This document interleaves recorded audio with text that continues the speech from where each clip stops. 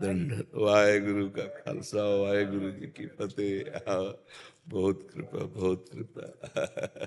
लाओ श्री जी के कुछ प्रसादी वस्त्र, बहुत दिनों बाद दर्शन दिए आकर के।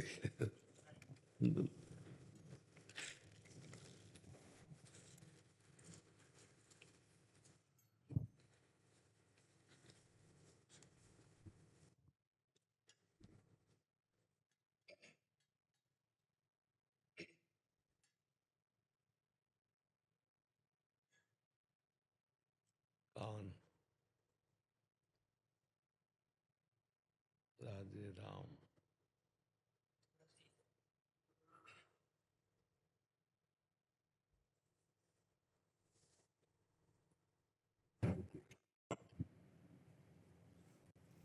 ये वाली पंक्ति गुरु नानक देव जी ने ना वृंदावन में उच्चारण की थी, जो गुरुद्वारा साहिब है, वहाँ पे एक महीना रहे थे महाराज जी वृंदावन में।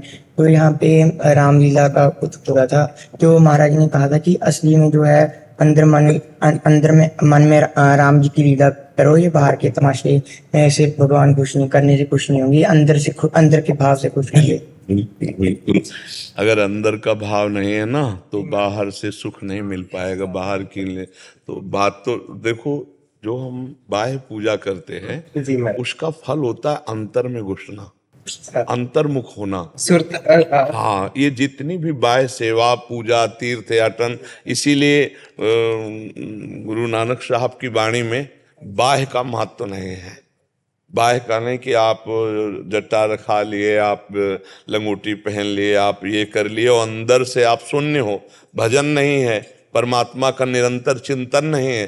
खास बात पकड़ करके गुरुवाणी जी कहते अंदर का चिंतन आपका क्या जी महाराज जी। आप मान लो बाहर से छवि पूज रहे हो, मूर्ति पूज रहे हो और अंदर परमात्मा को नहीं देख रहे हो किसी के, तो फिर इसके बाद मनमानी पापाचरण करो तो पूजा से मतलब क्या रह गया, है ना। अगर बाह्य पूजा को आप केवल भगवान मानते हो और अंदर आप अपने भगवान नहीं देखे, दूसरों के नहीं देखे, तो आपका व्यवहार गलत होगा। तो बाह्य पूजा का क्या फल मिला? बाह्य पूजा का फल है अंतर्मुख हो जाना। हाँ, अंतर ही अंतर में परमात्मा चिंतन करते हुए सब में परमात्मा का दर्शन करना, ये सबसे बड़ी पूजा है। तो ये तो प्रारंभिक पूजा होती, जैसे बाहर की पूजा है, बाहर की ये सब बातें हैं, उसका फल होता है अंतर्मुख होना, अंतर्मुख होना। मेरा एक प्रश्न था जी, मेरा ब्रह्म ज्ञान क्या होता है, कैसे प्राप्त होएगा जी, इसे प्राप्त करके अनुभव कैसा होता है? हाँ, इस तीनों बातों को तो 2 मिनट बैठ जा, फिर बैठ, हाँ बैठ जा, बैठ जा। ब्रह्म ज्ञान आत्मस्वरूप, जो अपनी आत्मा है, जो मैं हूं, ये तो है नहीं, ये तो ढांचा पांच भौतिक है। ये ब्रह्म ज्ञान में इसका त्याग किया गया है, शरीर का राग त्याग किया गया है, और मन और इंद्रियों के जो भोग हैं वो मेरे नहीं हैं, मन और इंद्रियों के हैं। एक है ये स्थूल शरीर और एक है सूक्ष्म शरीर। सूक्ष्म शरीर का अनुभव होता है जब स्थूल शरीर सोया होता है, और स्वप्न में जो शरीर होता है स्वाप्निक, वो केवल सूक्ष्म शरीर होता है।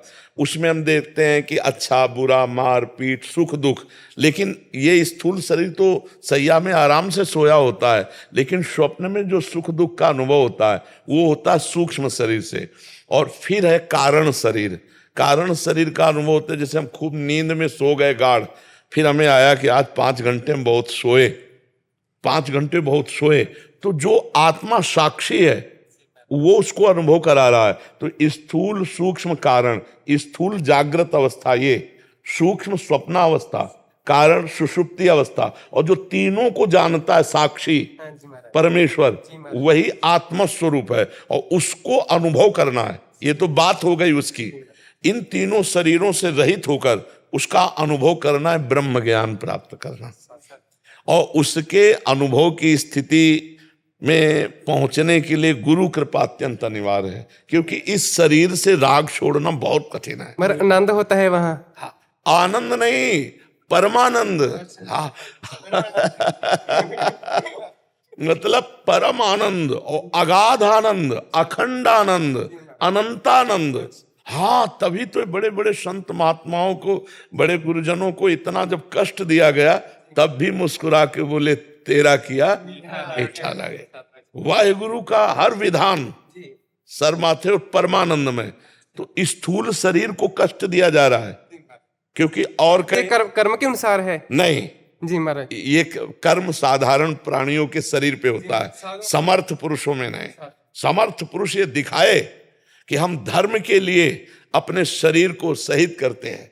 धर्म के लिए तेग बहादुर सिंह जी ने जो इतनी सामर्थ्य रखते थे, उनके शिष्य जन कि अधर्मियों को दंड देने में पूर्ण समर्थ थे, तो नजदीक बुलाया और स्पर्श किया और सारी शक्ति ले ली, कहा आप करके दिखाओ।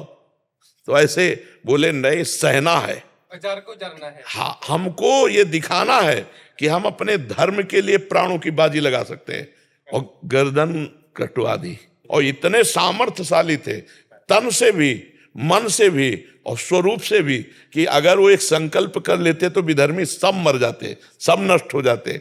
हाँ, तो हमारे गुरुजनों ने उसी स्वरूप में स्थित होकर, स्वरूप में कष्ट नहीं है, देह में कष्ट है, तभी वो कह रहे तेरा किया मीठा लागे। नहीं तो देह जल रही है तो फिर ताप तो लगे ना, लेकिन वो आत्मा, हाँ, जो आत्मा है, नयनम छिंदन्ति शस्त्राणि नयनम दहति पावका न चैनम क्लेदयन्त्यापो न शोष्यति मारुता। अग्नि उसे जला नहीं सकती, कोई अस्त्र उसे छेद नहीं सकता, वायु उसको सुखा नहीं सकती, जल उसे डुबो नहीं सकता। वो ऐसा आत्मा है। हमारा परमात्मा आप भेजता है साधुओं को दुनिया के भले ली। जी जी, वो परमात्मा स्वरूप ही होते हैं। हाँ, जैसे ये गुरुजन है अपने, हाँ, तो सब परमात्मा स्वरूप ही हैं, साक्षात परमात्मा ही आए थे। और थोड़ी मान लो जैसे गुरु अर्जन देव जी हैं, कितना कष्ट सहते हुए भी अपने धर्म, ये जीव थोड़ी है, ये मनुष्य थोड़ी है, ये मनुष्य रूप में परमात्मा है, स्वयं परमात्मा विराजमान है। ये 10 योग जो गुरु है ना, ये स्वयं परमात्मा है। तो कितनी छोटी अवस्था में सबके रोग को लेकर अपने प्राणों का बलिदान दे दिया। सो रोग उस समय जो फैला हुआ था, दाने वाले गुरु हरकृष्ण, हाँ, तो अपने प्राणों की बलिदान कर दिया गुरु। बहुत छोटी अवस्था में वो गुरु, 8 साल की उम्र थी महाराज। हाँ, 8 साल की। ये सब आत्म स्वरूप है।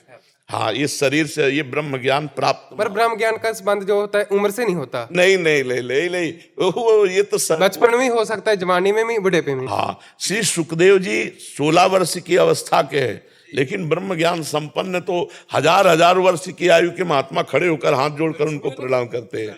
तो इसका अवस्था से कोई लेना देना है। थोड़ा सा डायलिसिस है महाराज जी का, सुबह 2 बजे से लाओ कुछ प्रसाद दो। सबसे पहले तो हमको इतना सुख मिलता है आपके दर्शन से, जैसे गुरुजन के पार्षद आते हैं ना, तो हमें बहुत सुख मिलता है।